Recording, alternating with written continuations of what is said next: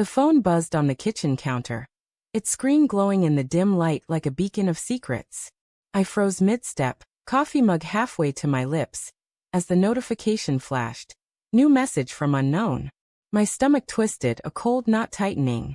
Sarah's phone never lit up like that. Not at 2 a.m. Not when she was supposedly asleep upstairs. The mug trembled in my hand, coffee sloshing against the rim, as I stared at the device like it might bite. I set the mug down, the ceramic clinking too loudly against the granite. The house was silent, save for the faint hum of the fridge and the distant creak of floorboards settling. Or was it her, stirring in our bed? My pulse thudded in my ears, urging me to walk away, to ignore it. But the screen glowed again, another message stacking beneath the first. I reached for it, fingers hovering, guilt prickling my skin. This wasn't me. I didn't snoop. But the weight of the past few weeks, her late nights, her guarded smiles, the way her laughter felt like a performance, pressed me forward. The phone unlocked with a swipe. She hadn't changed her passcode. My breath caught as I opened the messages. Meet me tomorrow. Same place.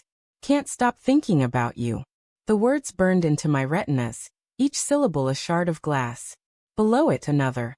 You make me feel alive again. My knees buckled, and I gripped the counter, the cold edge biting into my palms. Who was this? Why was this stranger's number saved as work contact? I scrolled up, the timestamp stretching back weeks.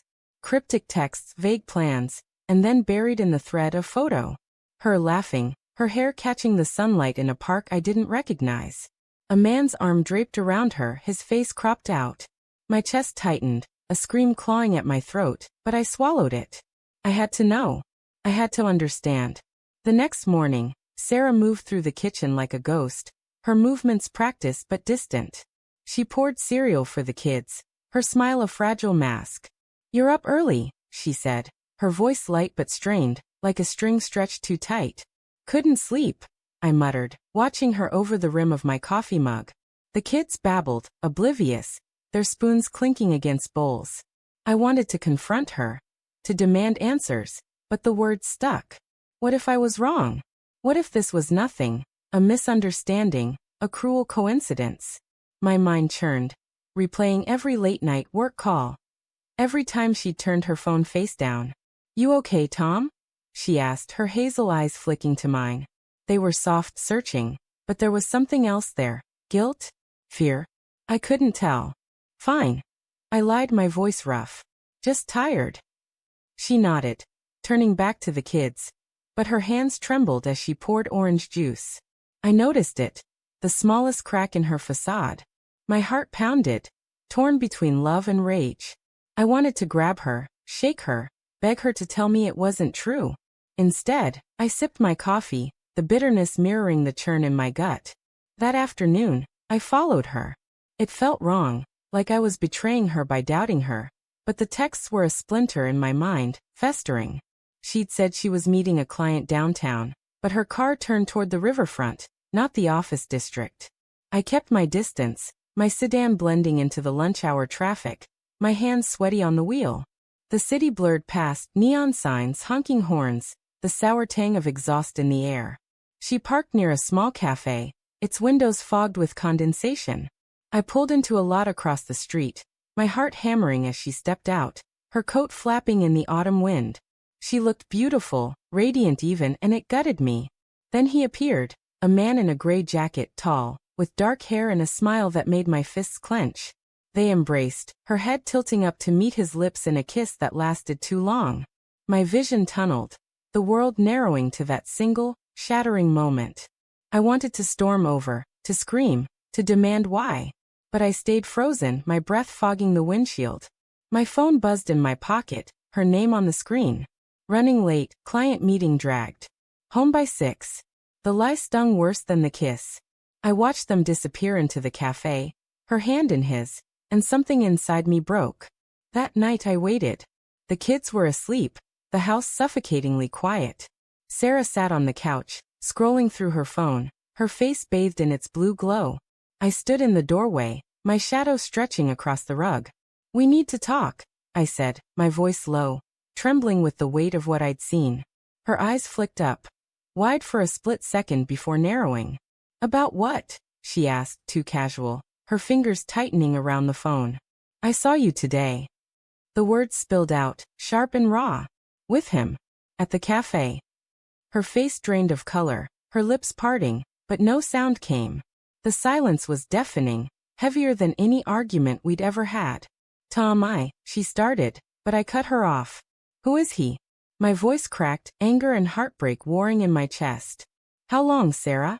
How long have you been lying to me? She stood, her hands raised like she could push the truth away. It's not what you think, she said, but her voice wavered, betraying her. He's just someone from work. It's not serious. Not serious? I laughed, bitter and hollow. I saw you kiss him. I read your texts. Don't lie to me now. Her eyes filled with tears, but they didn't move me. Not anymore. I didn't mean for it to happen, she whispered, her voice breaking. I love you, Tom. I do. But I don't know.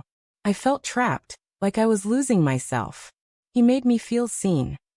Her words were a knife, twisting deeper with every syllable. Trapped. I echoed, my voice rising. We have a life, Sarah. Kids. A home. And you throw it away, because you felt trapped. She flinched, tears spilling over.